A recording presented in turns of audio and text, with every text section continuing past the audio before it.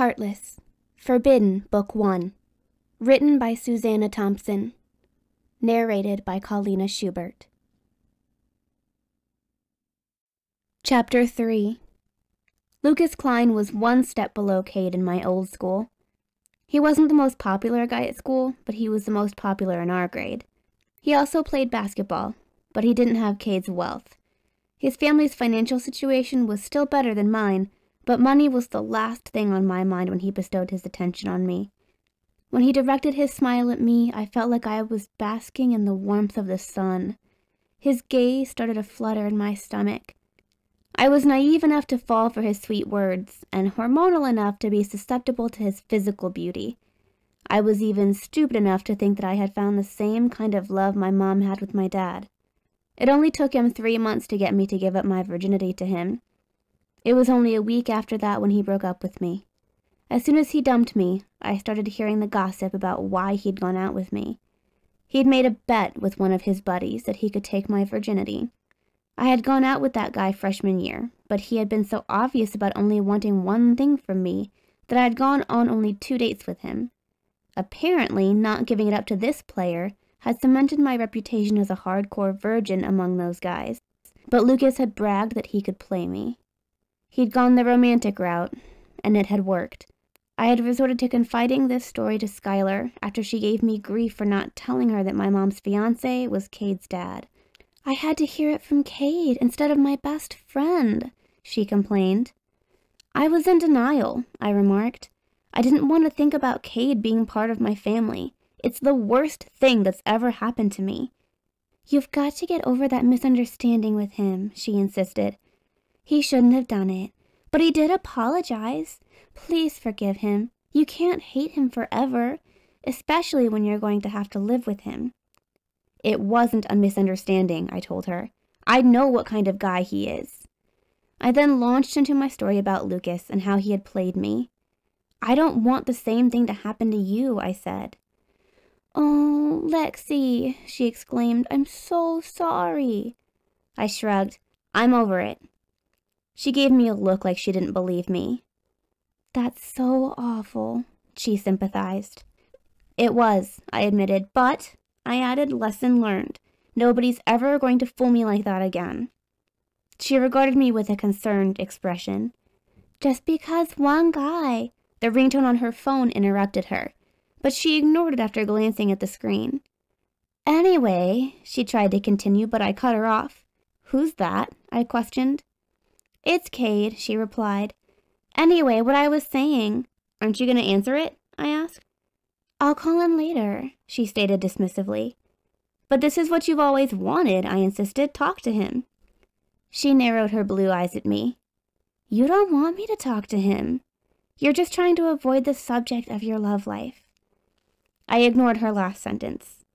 "I do want you to talk to him. I want you to tell him to go to hell." "Lexi," she said in a gentle tone, "not every guy is like Lucas." "I know that," I acknowledged. "But Cade is. He's just trying to play you, Skylar. I know you don't want to believe that, but that's what guys like him do." "He was with Jenna for a year," she reminded me. I hadn't known the exact length of time they had been dating because I hadn't had any interest in his life until recently. "Well," I postulated, "maybe it took him that long to have sex with her." "Really?" Skylar said dubiously. "You think he'd give up a year of sex waiting for one girl if he was a player?" "He might have been cheating on her the whole time," I suggested. "Maybe that's why she broke up with him." "Or maybe he's not a player," Skylar argued. "Maybe you're just projecting your emotions onto him because he's popular. I've never heard any rumors about Cade being a player. He dated Brianna for 4 months and Jenna for a year. Some of the other guys on the team go through more girls than that in a month." "You can't trust him," I declared. "I don't care what it looks like from the outside, but he's heartless on the inside." I then explained about him calling my mom a gold digger and threatening to make my life hell if I didn't stop her from marrying his dad. "Sounds like you both have issues," she commented thoughtfully. "He's comparing your mom to his dad's other girlfriends, and you're comparing him to your ex-boyfriend. But you're both wrong." He's wrong, but I'm not, I insisted. Cade will break your heart, and I don't want that to happen. You've been hurt, she consoled me. I hate the guy that did that to you, but Cade is not him. I could see that it was useless to argue any further with her. No matter how much I warned her about Cade, she was still choosing to see him in a positive light. She wouldn't see the truth about him until it was too late. I'll talk to him about your mom, she promised. He needs to give her a chance. But Lexi, you need to give him a chance too, she admonished me gently. It's not fair to judge him because of something someone else did. She was right about that, but I wasn't judging him for what Lucas did. There was plenty to judge about him solely. I hadn't mentioned his cruel comments about my dad, but he would probably just apologize to me to get back in Skylar's good graces. He would smooth things over with her, and I would be left right back where I started. Things began to look better for me the next day, though, when I discovered an unexpected ally against Cade. His ex-girlfriend, Jenna, volunteered to be my partner for a history project. Cade was also in that class with us, and I saw him watching us suspiciously as the teacher marked down our names for the project. He managed to be paired with one of the smartest guys in our class, and I was annoyed that he would get to coast, while I would probably be stuck doing most of the work for Jenna. She approached me at my desk after class and suggested that we exchange phone numbers. I'm going to do my share of the work, she said as if she had been reading my mind.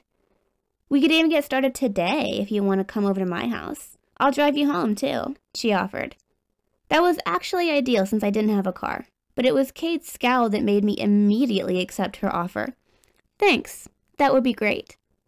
He had remained in the classroom while everyone else left, apparently so that he could spy on me and his ex-girlfriend. Was he afraid of the dirt she could give me on him? Hey, he said as he walked up to us, let's trade partners. If he wanted to be partners with Jenna, I was all for it. Maybe they would get back together. Sure, I agreed. You guys can work together if you want. Jenna appeared to like that idea too, but Cade shot it down. I meant that I want you to be my partner. She can work with Ben. She needs all the help she can get with her grades. She ignored his criticism. You want Lexi now? I thought you were going out with her friend. He regarded her with cold disdain, and it was clear that he couldn't stand her even more than I couldn't stand him. I wondered why he hated her so much. Her expression was stoic as she looked at him like she was determined to withstand his wrath. Lexi is going to be my stepsister, he informed her with an icy tone. Her mom is engaged to my dad. It will be convenient for us to be partners on this project. His pronouncement made no sense since I wasn't living at his house yet. It would be no more convenient for him to be partners with me than with anyone else. I didn't voice my thoughts, though, because his demeanor towards Jenna was so intimidating that it even affected me. She, however, showed no signs of being cowed by him as she spoke. Sorry, but I picked her first. Maybe she didn't pick you, he retorted. You don't get to decide everything for everybody. He shifted his gaze to me. You pick, Lexi. I stared at him. Did he really expect me to pick him? I picked Jenna, I stated. Of course you do, he remarked in irritation and left the classroom. Jenna and I watched him go before she turned back to me. I won't lie to you, she said. I want him back. Why? I asked in bewilderment. She laughed at my expression before her own turned serious. Have you ever been in love? I thought I was, I told her. But he didn't really exist. He was just pretending to be the person I thought he was. She studied me thoughtfully for a moment. Well, I'm in love with Cade, and I want to get back together with him. Is that going to be a problem for you because of your friend? No, I replied. He's the last guy I want her to be with. She smiled at me. I think we'll be great partners.